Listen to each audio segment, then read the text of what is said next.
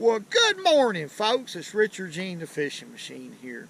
You know, the fact of the matter is, when you're talking about big bass, big female bass, February happens to be my favorite month. A matter of fact, February and March are my two favorite months to fish, the way that we're going to fish today. Now, what we're talking about is water temperature anywhere between 50 to 55 degrees on the surface. This time of the year, usually around here about mid-February, and like I said, all the way through March, these big female bass will start pushing in shallow, back up in sloughs. And the reason why they're doing this, they're getting close to spawning areas. As y'all know, bass, depending on water clarity, will spawn shallow, anywhere from 2 to 5 feet deep. Again, depending on the water clarity. But here on the Tennessee River system, it's anywhere from like 2 to 3, 4 feet sometimes, right in that area. We have relatively clear water. Now what they're doing is, being that we're getting longer daylight time, this time of the year they instinctively, excuse me, that was a big word, move into these sloughs. And also a lot of baits moving into these sloughs, and these fish are really feeding up for the spawn. They gorge yourself, these big females will. But I'm going to tell you, instead of using shad, I personally love to use big golden shiners, the biggest ones I can get when this is occurring. But let me repeat this again in a different way. What I'm looking for a lot of times is sloughs where the wind is blowing into, okay? And I'm looking for a lot of times seagulls. I'm looking for, and I need to make sure that there's bait fish back there, because some of these sloughs will be barren, folks, from these big fish, and some of them's going to hold quite a few. And those are the ones that I'm looking for this time of the year, the ones that's holding bait. And how I know that is I'm looking at my depth finder at all times. I'm reading the birds. If I see a lot of blue herons around the bank, I know that there's bait in the area. Or if I see some seagulls diving, I know there's bait in the area. If it's not too windy, if I look on the top of the surface, I'll see a shad flip every once in a while. I know there's bait in the area. So I'm looking for signs like that.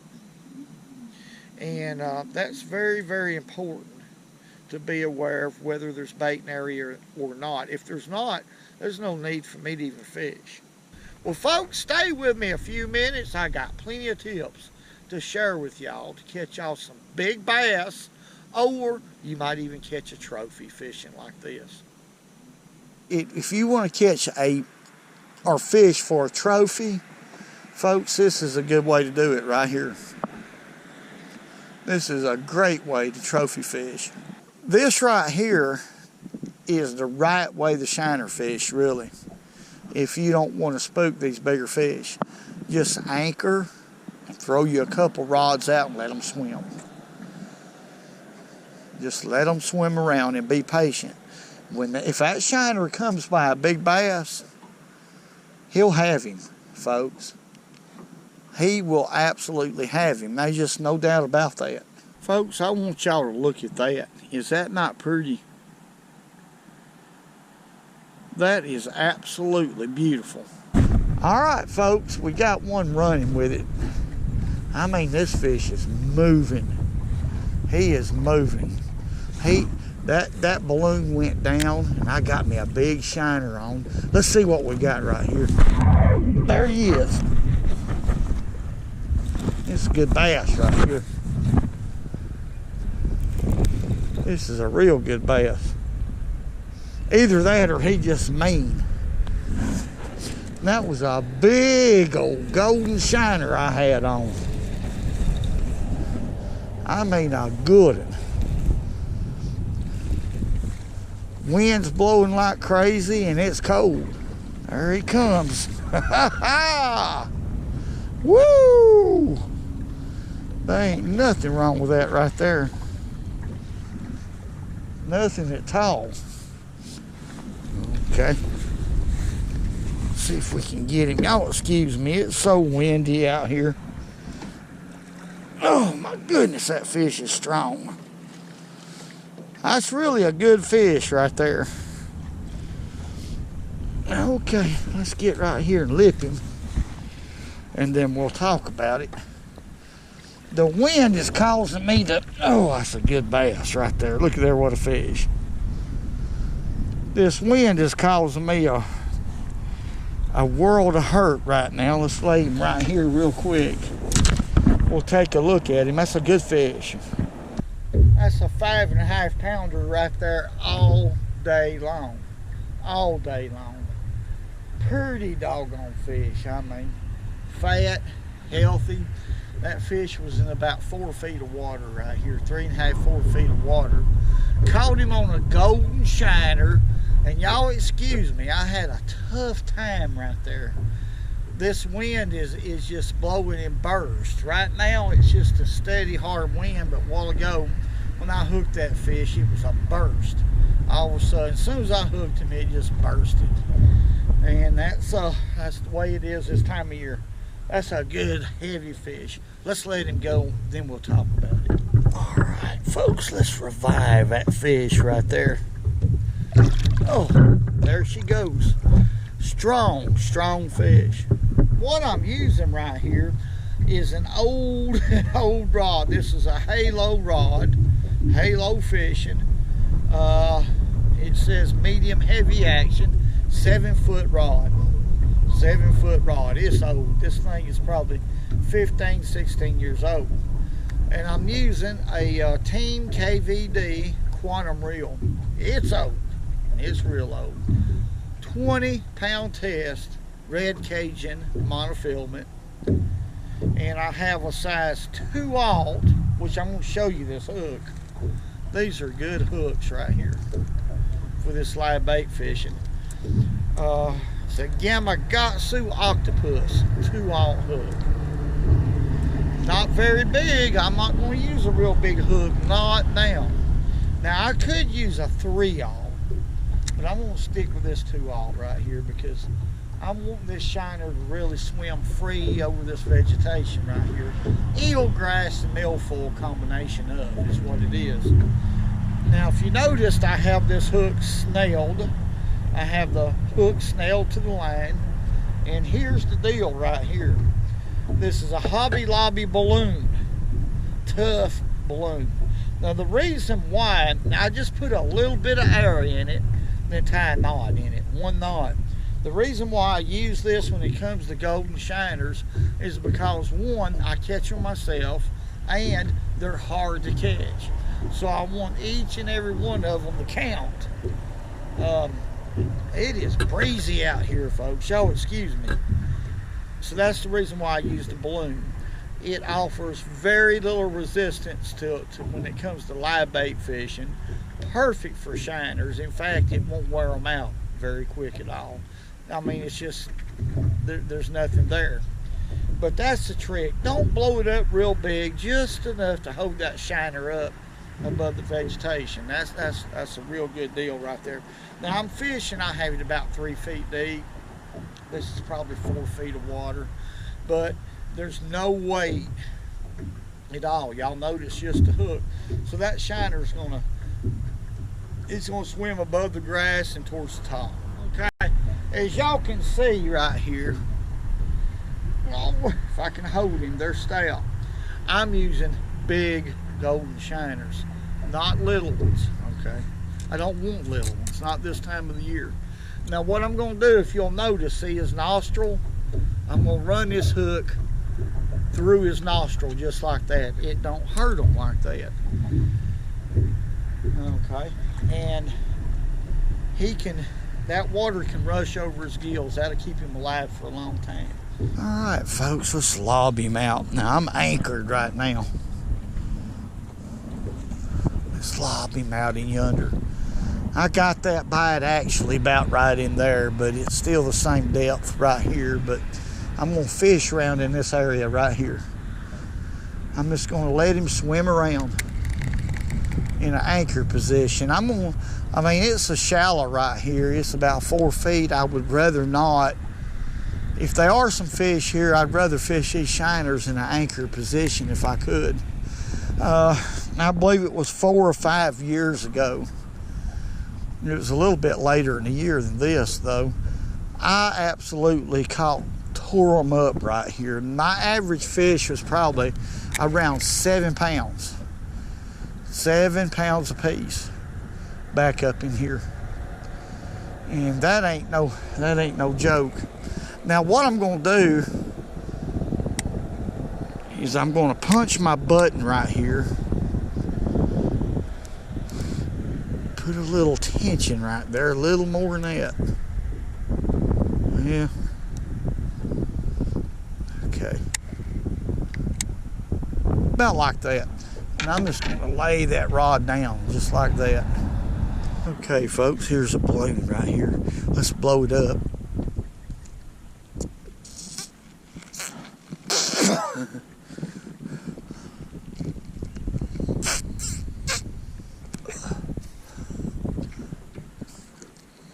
Oh my goodness, I like to never blow it up. Woo! These are old balloons. Okay, that'll work right there. Let's go ahead and tie it on. Now remember, I'm not but about 3 feet of water, so we don't have to fish we don't have to put this balloon up but like 2.5 feet, something like that. 3 feet at the most. Okay, probably about like that. That's it. Now what I'm going to do right here is take a pair of scissors, and I do this for a reason right here. I'm just going to cut it off about like that right there. Okay, that'll keep the line from wrapping around it, it could cause you a problem right there. All right, let's get us a shiner, and we'll chunk it probably behind the boat back there. That bass was here for a reason. Now you can see down in there I got some big shiners. I just don't have many of them. I mean, these are jumbos right here. Look at there, what a big shiner. I mean, giants.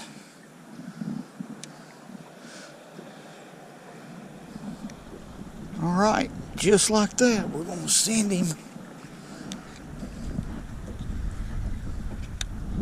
We'll just send him back here, about like that. Let him swim. Now this is 14-pound test line, like I've mentioned. It'll hold him. Okay, and that drag's about right there. Okay. I'm going to do the same thing. I'm going to adjust this tension. Okay, so if one takes off with it, it won't backlash the spool. And I'm just going to lay them like that and let them swim. That's it. That's all they are, too, shiner fishing. But that shiner on this rod right here is real active. He's been all over in here. And, you know, when I fish like this, I'm very patient. I may sit in a place for a while because what I want to do is fish all the way around the boat, you know, before I move again. And I want y'all to look what, now I'm throwing some big shiners. That's big bait. Big old baits. All right, folks, let's get right here and we'll lob him out there like that. And y'all seen what I done right there. I kept that shiner low as I possibly could. And just before he hit, I put my thumb on the thumb bar, on the spool, so that he just kind of drop in the water. If you don't do that, if you let them shiners hit too hard on a long cast like that, you'll kill them. It'll bust their gut. Oh, my. That float went down, folks. Now, that's a big shiner. Let me say it again. A big old shiner. that I got on here. So this is going to be a big fish probably. It's going to take a big fish. It takes a big fish to eat a shiner like this. Now shiners are long. You got to let them have it for a while. Especially when you got water temperatures in the 50s right now. If you don't, you'll miss them, and you'll miss them every single time. They have to have time to turn that shiner in their mouth head first to swallow him. And that's a fact. But let's see what we got. He's probably had it long enough.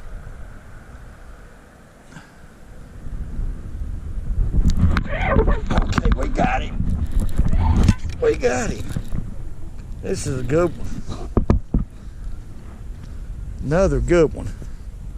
Golly. Oh, let's keep him out from under the boat. Y'all excuse me. No, this is a good one. Unless he's just mean, super mean. Nah, he's a good fish. Look here, what a fish. That's what we're talking about. Right there. Golly, that's a good bass right there. That's what we're talking about. That's what happens when you use these old big shiners like this. I barely got him hooked, but we got him hooked. My goodness, that fish right there fought. All right, let's net him right here. Quit. That's a big fish right there. Golly, what a bass. Oh my goodness. Folks, that's a huge, huge bass. That ain't your little old bitty sniffer right there. Now that right there is a bass. Hey man, it's a doggone bass. That is a dead blame doggone bass. Whew. I got that adrenaline. That adrenaline is big. Okay. Whoa. This bass right here is the biggest one I've caught in a long time right here. Look at that.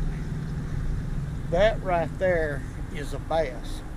That ain't a little old bitty fish. And I wished I could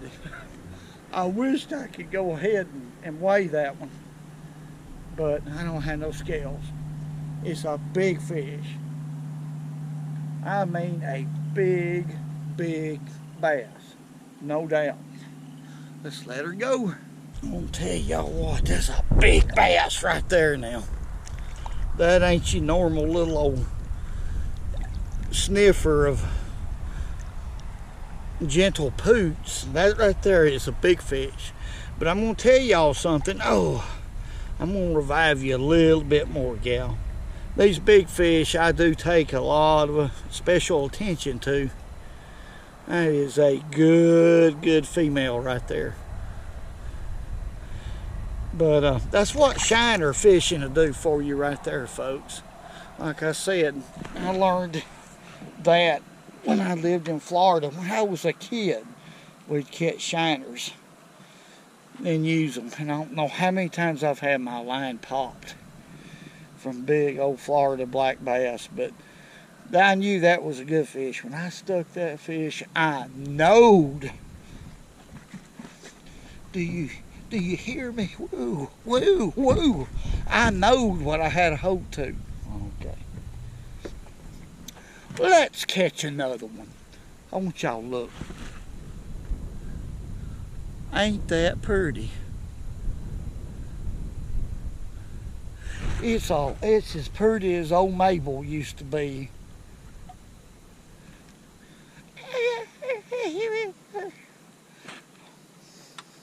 Alright folks, let's chunk it, and that's how big it ain't it. Let's chunk him out in yonder. Like that right there. God, he was so big he took my floater under. Floats under. It's a big shiner.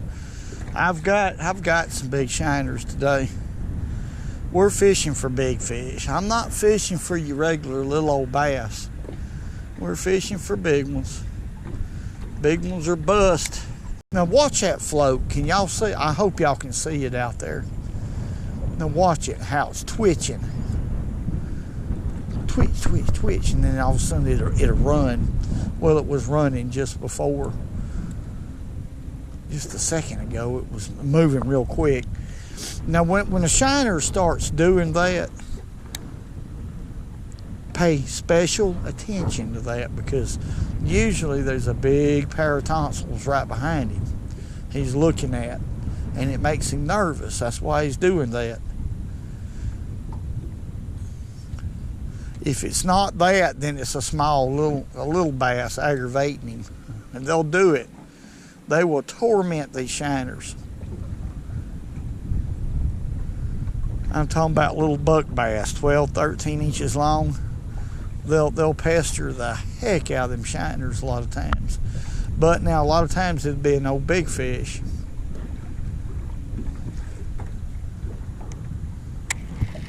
You just gotta really pay attention to what's going on. A lot of times I'll just underhand flip them like that. Now that shiner hit a little too hard. Usually it's not that hard. This wind's keeping me from doing a lot of things. But usually an underhand flip like that, let me do it again right here. I don't think I hurt him. Let's see. No, I didn't hurt him. Okay. Just grab about right there. Keep it low to the water. Yeah. Then just enter like that. That's what you want to do. Now, like that, you can cast them a bunch of times. A whole lot of times. I tell you what, that shiner's darting around like there's one after him, folks. There's a fish. There's one right there. Okay. Okay. Let's turn around right here. I'm going to turn around. I'm too far away from the fish.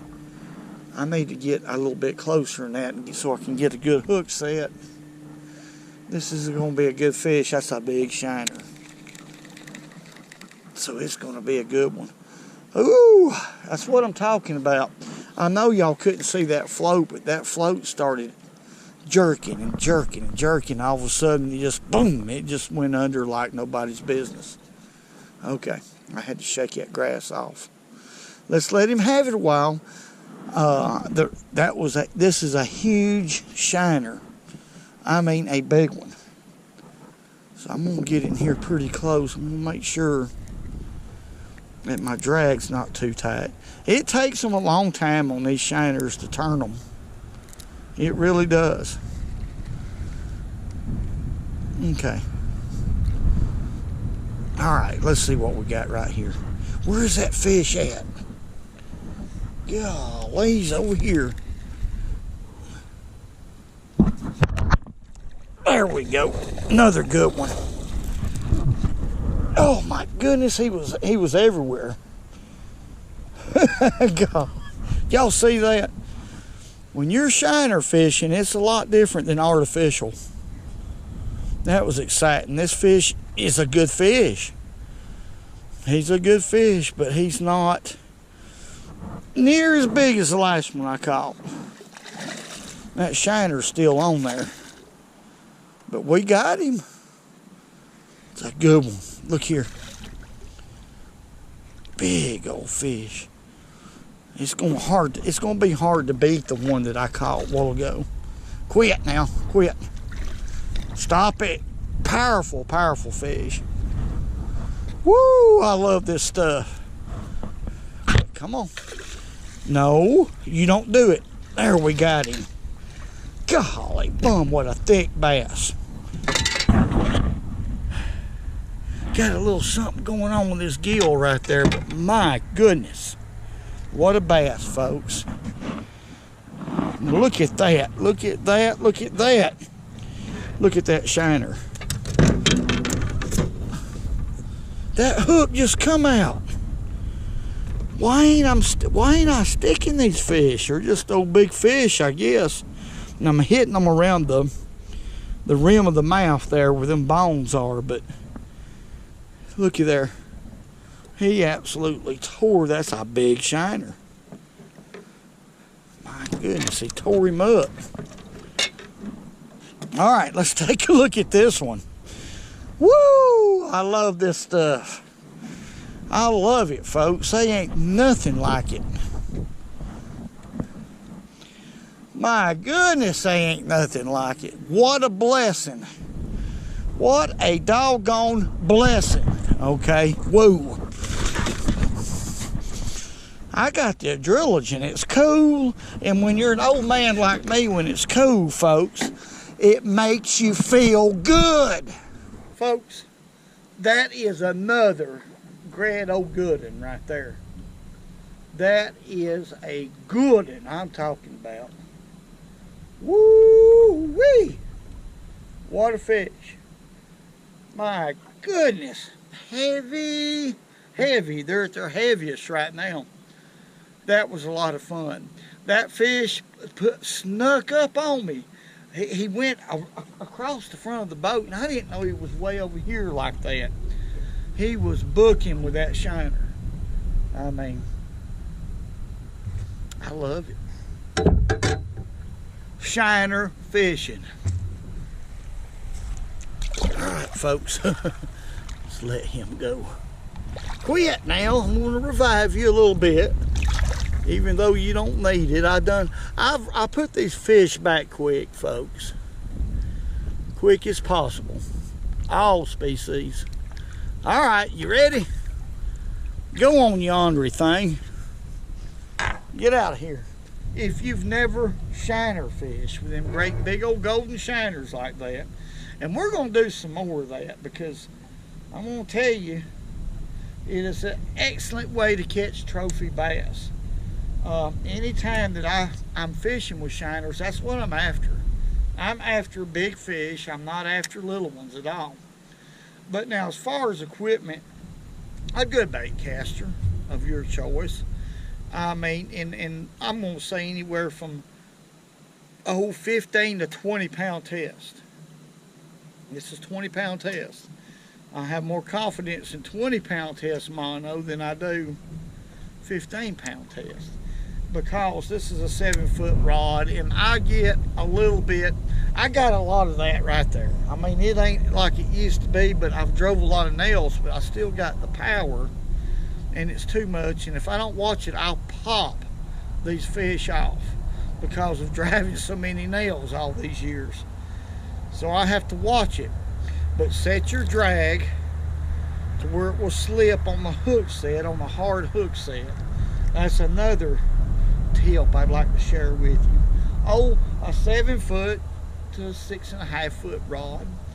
Now I like to use balloons because I'm an old timer. I learned shiner fishing in Florida. My daddy taught me, and that's what we used, was balloons. That's what we used. As far as hooks, I could have stepped it up, big as those shiners was, to a 3/0 and possibly a 4/0 hook. I believe I'm going to on the next time I go, because there was 2 of those fish where I just barely hooked. I was fortunate to get them in. Now that don't happen all the time, but it did today for some reason. So I think I'm going to step up to a 3/0 right there on the next time I go. But the 2/0 worked. You know, I mean, it worked fine. And hooks that's designed like this, and I've mentioned this before, okay, where the eyelet is turned away from the point, those type of hooks are designed for either a knotless knot or a snail knot. Now, a snail knot is a little bit stronger, in my opinion, than a knotless knot. It just is. And that's what I'll tab when I'm using these hooks right here. You see, the reason is this folks. See how, okay, when I'm putting pressure on that, see how the line right here is in line with the shank of this hook. Because when you set the hook, that when you set the hook, the power that you generate is in line with this part of the hook. That's a straight line right there. But when you tie to this, your hook, you're not getting the hook set that you really deserve now, because what that'll do is your hook point's not getting the penetration, the straight penetration that it could if you just go ahead and go through there and then tie a snail. I hope I explained that right. A lot of times I can see this stuff in my mind, but it's not something that I invented. These hooks are definitely made for a snail knot. Definitely. Well, folks, I met a couple out here, and I'm going to tell you what we got. What we got right here is a daddy that takes his son fishing, and I've mentioned that before. That's special. That's what all of us should do. Now, what's your name, young man? My name's Ethan Sheridan.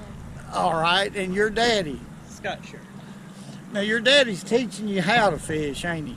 Yeah, I love to fish. It's my favorite hobby. It's my passion. I like to do it, but you just gotta do. Sometimes it's a great day to fish. Sometimes the fish are rotten. Sometimes they're not. You just gotta. It's just you gotta be out there in the right time in the right place. Hey, Ethan. That's exactly right. Why do they need to go fishing? Why is it important to go fishing? And remember, go fishing when you can, 'cause it's good.